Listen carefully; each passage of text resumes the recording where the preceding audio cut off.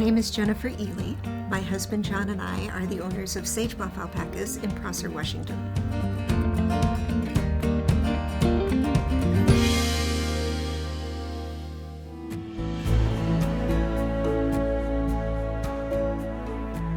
Prosser is known as a pleasant place with pleasant people. We love how supportive our community is. We're known as the birthplace of the Washington wine industry. We absolutely love our four seasons and the play of light on the hills. Prosser will always be home.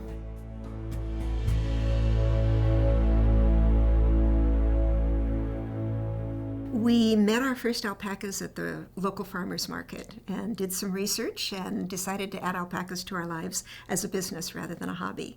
And the timing worked out that we ended up right here on the family farm, the family homestead. It is a real partnership between my husband and myself. He just does a tremendous job taking care of the property and the animals, and I get to enjoy the animals and take care of the clients, and it's a real collaboration between the two of us. We love it. We have Wakaya alpacas on this farm. We employ a method called camelid dynamics in the handling and training of our alpacas. This is a method that involves the priorities of kindness, respect, safety, efficiency, and fun.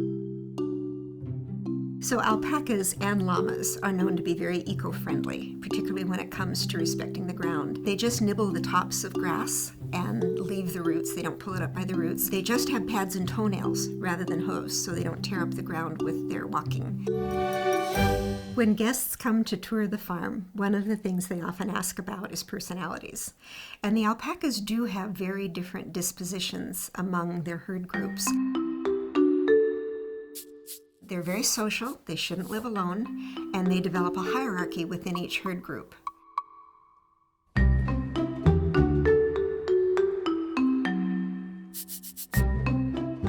Some of these animals are very sociable toward human beings, they're very personable, and others are, I am livestock, do not touch me.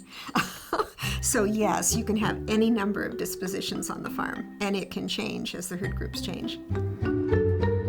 The two earliest harvests in the Yakima Valley both begin with A, asparagus and alpaca fiber. We shear every spring so that our alpacas can better tolerate our hot summers here in the valley. It takes about 12 minutes to shear 3 bags of fiber from each alpaca. We are also giving their annual injections, we're trimming toenails, we're checking teeth. So it's kind of like spa day. So shortly after shearing, we will get each of those beautiful fleeces on the skirting table. And we'll take a look at what's been produced, and we'll collaborate with clients and the mill and decide what that fleece is going to be. We honestly love to let every fleece tell us what it wants to become. In the summer, we have our Summer Spin-In, our annual Fiber Arts Festival. And we have fiber artists come and join us in the backyard under the shade of the old tree, and they're spinning and weaving and knitting and doing all kinds of wonderful things with the fiber.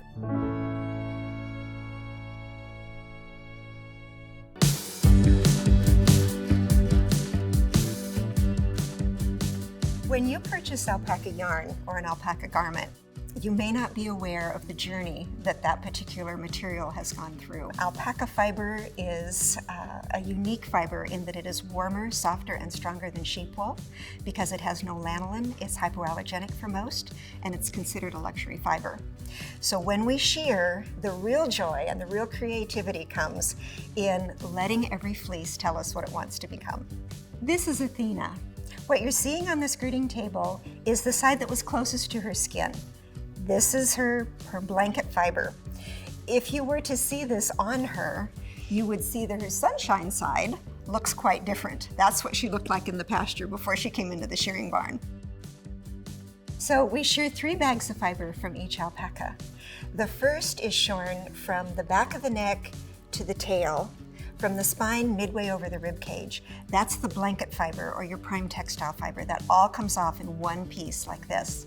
Then we get to collaborate with our mill owner to decide what she's going to become. And in this case, I think with her long silky staple and her beautiful uniform color, I think she's going to spin up in a beautiful 2-ply fingering weight.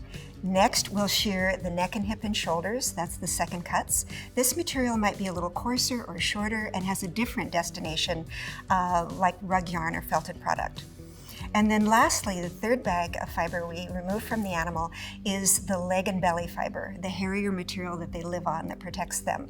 And that will go off to be felted products or fleece lining or something like that. So every bit of fleece that we take off the alpaca has an end use.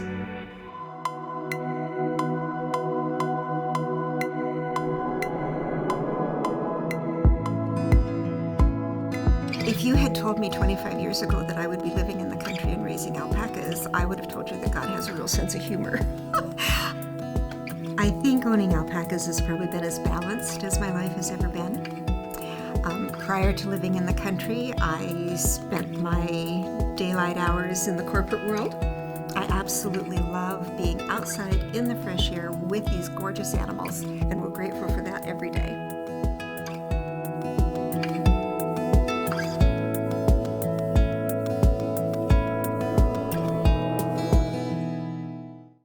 Made There is made in part with generous support from Yakima Valley Tourism.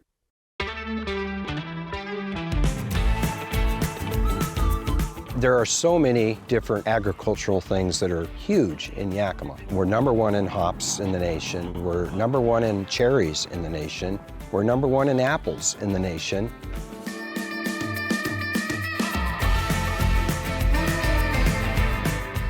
There's so much in this valley that people can come and enjoy.